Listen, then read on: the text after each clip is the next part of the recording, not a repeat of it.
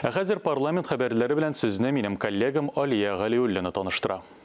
Уңайлы мөхит, гражданларга социаль ярдәм, телләрне саклау һәм өйрәнү, мәгариф һәм фән министры Илсур Хәдиуллин парламентның 27-нче утырышында 2020 елда мәгариф үсеше турында сөйләде.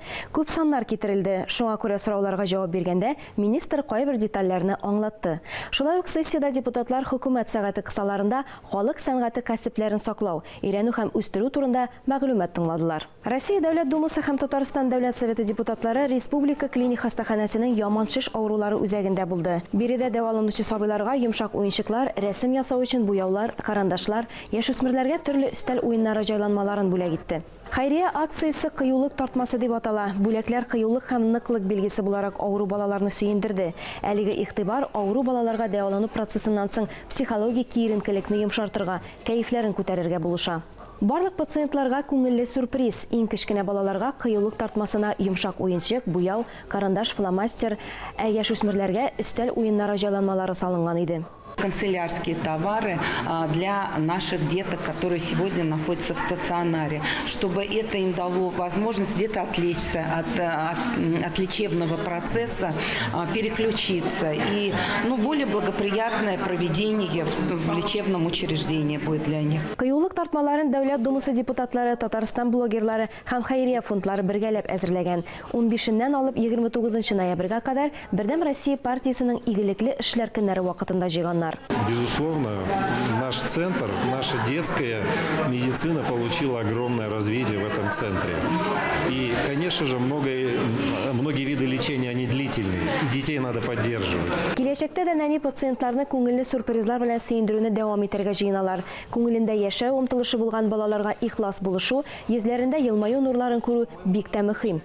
Ел ахырына якынлаша. Алексеевский районы өчен ул җиңел булмады. Шулай да нәтиҗәләр алдагы пандемия елы белән чагыштырганда күпкә яхшырак.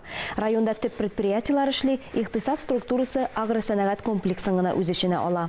Алексеевский авыл хуҗалыгы эшкәртү кооперативы ай сайын халыктан 16 тоннадан артык ит сатып ала. Шуның 12 тоннасы эшкәртелеп Алексеевский, Балык бистәсе, Әлки, Спас районнары мәктәпләре укучыларын һәм балалар бакчаларында тәрбияләнүчеләрне тукландыруга тотыла.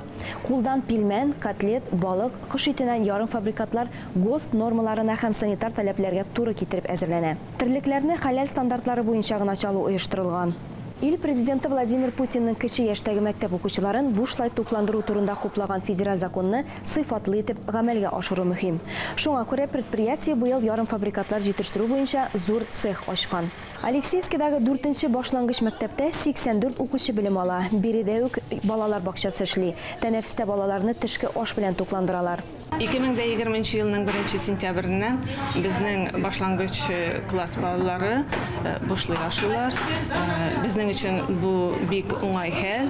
Глава тарафыннан да поддержка күрәбез бүгенге көндә. Ярым фабрикатлардан аш су әзерләү өчен күптән түгел плитәләр, җиһазлар алмаштырылган. Балаларга кайнар ашамлыклардан тыш җиләк-җимеш, яшелчә, камыр ризыклары бирелә. Җирле хакимият карары белән ташламалы категориялар күп балалы һәм аз тәэмин ителгән гаиләләрдә тәрбияләнүче балалар, шулай ук сәламәтлекләре буенча мөмкинчелекләре чикләнгән балалар бушлай туклана. Бүгенгә парламент хәбәрләре турында кыскача шулар иде.